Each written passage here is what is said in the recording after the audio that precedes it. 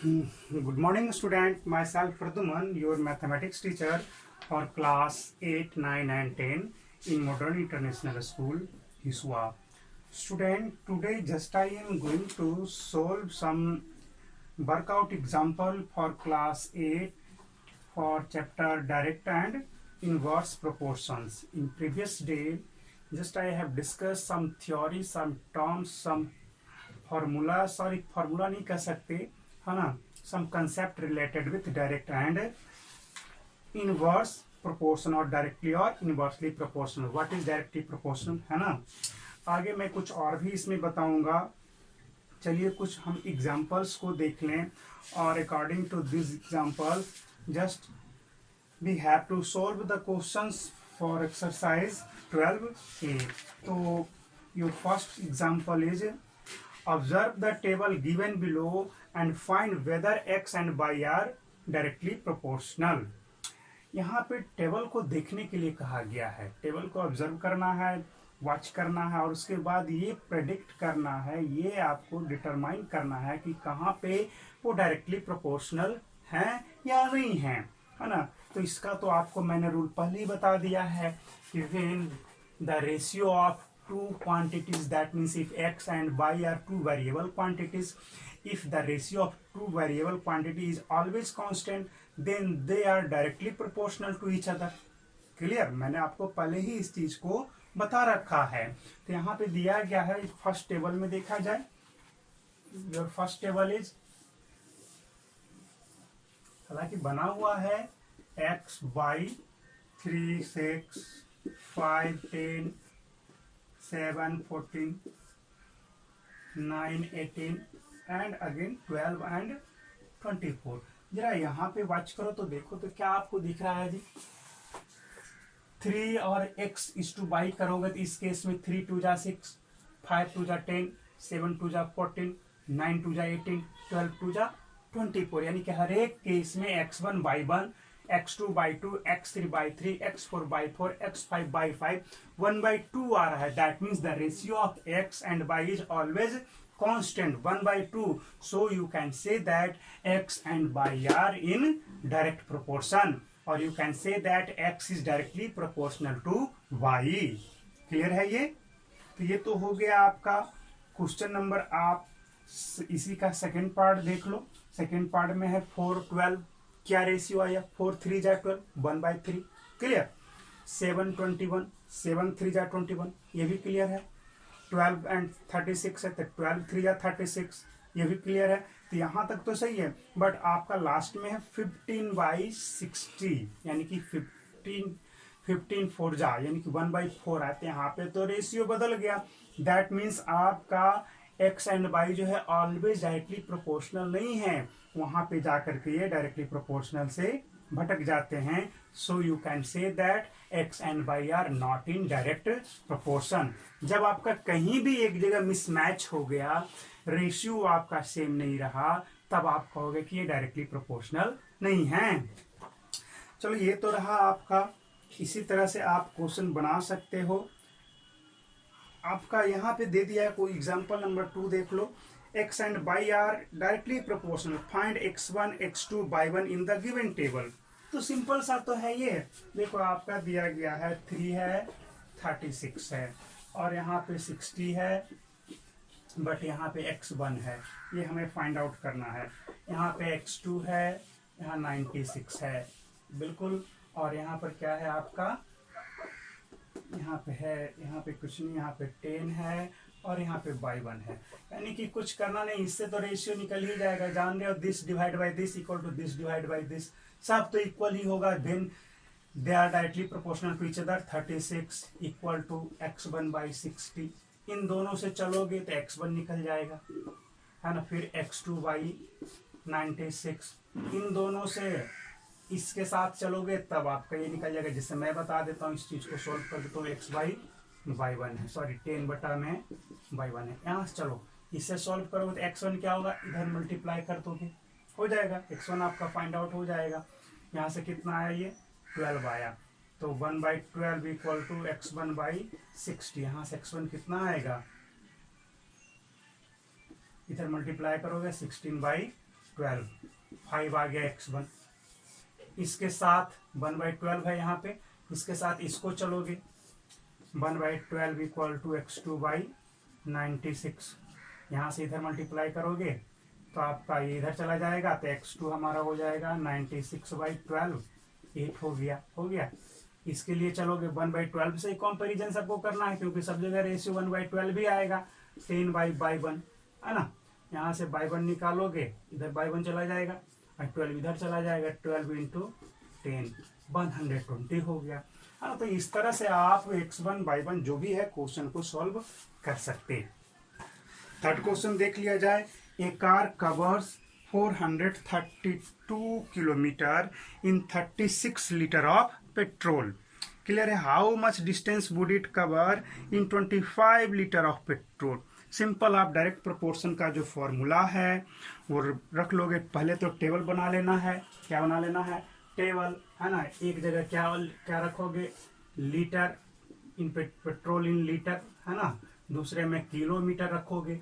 Kilometre वाले column में kilometre को रखोगे, और लीटर में आपका है तो 36 लीटर 432, यहाँ पे 25 लीटर और x आप डायरेक्ट प्रोपोर्शन का इस्तेमाल करोगे, सोल्व हो जाएगा। ये क्वेश्चन नंबर 3 था। क्वेश्चन नंबर 4, एग्जाम्पल नंबर 4 देखा जाए। हाँ, एग्जाम्पल नंबर 4 बिल्कुल सेम है। If 50 metre of cloth cost 3725, how much cloth can be purchased from 1788। बिल्कुल इसी के जैसा है, आप बना लोगे, बन जाएगा। Your next question number 5, if the weight of 9 sheets of a thick paper is 30 grams. 9 शीट का कितना वेट है? 30 gram. How much sheets of same paper would weigh 1/4 kilogram. Kilogram बोल रहा है, जिसे आप ग्राम में कन्वर्ट करोगे। 9 शीट का 30 ग्राम है, आप इस तरह से टेबल बना लोगे। कितना है ये? 9 शीट और 30 ग्राम। तो उसी तरह से x शीट और 1/4 का मतलब क्या हो जाएगा? 1250 ग्राम। मैं बता देता हूं इस चीज को, देखा जाए इस तरह से शीट और ग्राम, यानी कि वेट यहां लिख सकते हो, वेट इन ग्राम। शॉर्ट मैंने लिखा 9 शीट 30 ग्राम, x शीट और कितना ग्राम? 1/4 kg। इसको ग्राम में कन्वर्ट करोगे तो कितना आ जाएगा? 5/4 kg ये होगा। 5/4 इंटू 1000 ग्राम, तो कितना आएगा ये? 250 और ये 1250 आएगा। ठीक है, इतना ग्राम पे यहाँ पे इसको इस्तेमाल करोगे 1250 ग्राम। ये इस्तेमाल नहीं करेंगे आप, तो आपका सॉल्व हो जाएगा इस तरह से। तो बहुत ही इजी था ये भी। Question number 5 completed. 6 देखा जाए। A train is moving at a uniform speed of 75 kilometre per hour. How far will it travel in 24 minutes. 24 minutes में बोल दिया है। How much will it cover, how much time will it cover 175 kilometre. तो simple सा है, speed क्या है? 75 kilometre per our है ना। तो टाइम कितना लगा? पहले तो आपको समझना होगा कि what do you mean by 75 kilometre per hour, time और distance. According to concept 75 kilometre per hour means 1 घंटे में 75 किलोमीटर ट्रेवल करता है, तो टाइम हो गया 1 आवर। तो डिस्टेंस कितना हो गया? 75 किलोमीटर। इस टाइम को आप क्या करो, मिनट में बदलोगे तो 60 मिनट। टाइम 60 मिनट, डिस्टेंस कितना आ गया? 75 किलोमीटर। नेक्स्ट क्या है? 24 मिनट में ये कितना किलोमीटर जाएगा? तो यहाँ पे y मान लो, y1 किलोमीटर ट्रेवल करेगा। ये y1 फाइंड आउट करना। सेकेंड क्वेश्चन में आपका कह रहा है कि how much time it will take to cover 175 kilometre, यानी कि नेक्स्ट टाइम में आपको क्या है? 175 किलोमीटर ट्रेवल करना है, कितना टाइम लेगा? तो यहाँ पे x1 फाइंड आउट करना है। सिंपल सा क्वेश्चन आपका तैयार हो गया, आप बना सकते हो, बन जाएगा। ठीक है। नेक्स्ट क्वेश्चन नंबर 7 देखा जाए। a vertical pole 5 meter 60 centimeter high casts a shadow of 3 meter 20 centimeter long. Find the same time the length of shadow cast by another pole of 10 meter 50 centimeter high. Simple सा question है बिल्कुल. The height of pole which cast shadow 5 metre long. ये इसमें से दो question है आपका, बिल्कुल सेम क्वेश्चन है.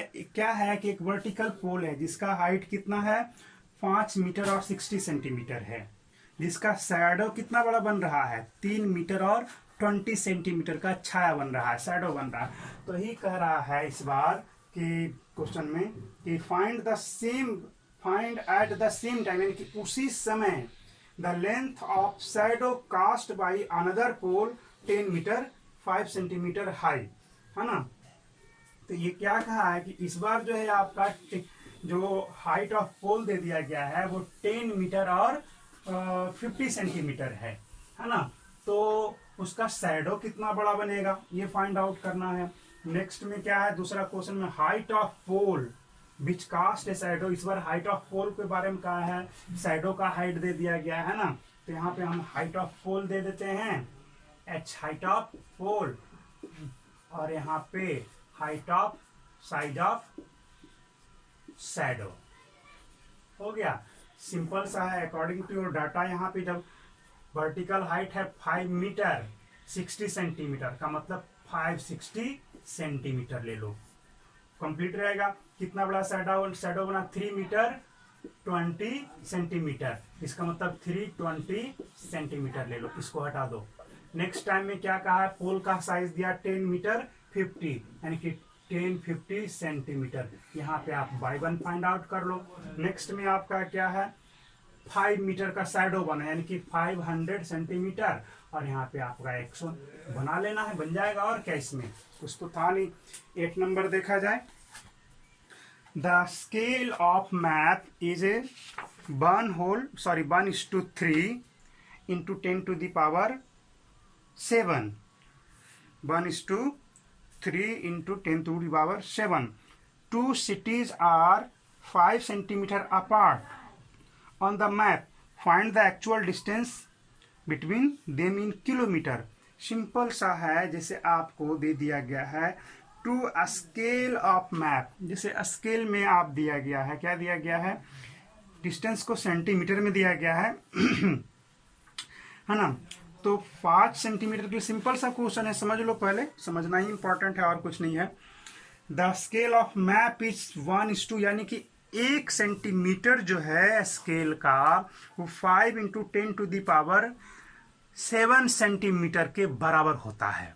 अकॉर्डिंग टू क्वेश्चन, जो क्वेश्चन में कहा है कि 1:2, जैसे 1 सेंटीमीटर जो है आपका 3 into 10 to the power 7 है ना, बिल्कुल सेंटीमीटर के लिए एप्लीकेबल है. हम लोग मैप में जिसे चलते हैं देखते हैं तो मैप में इतना बड़ा डिस्टेंस है, इतना ही बड़ा डिस्टेंस कभी 100 किलोमीटर को भी इंडिकेट कर देता है, 500 किलोमीटर को भी इंडिकेट कर देता है.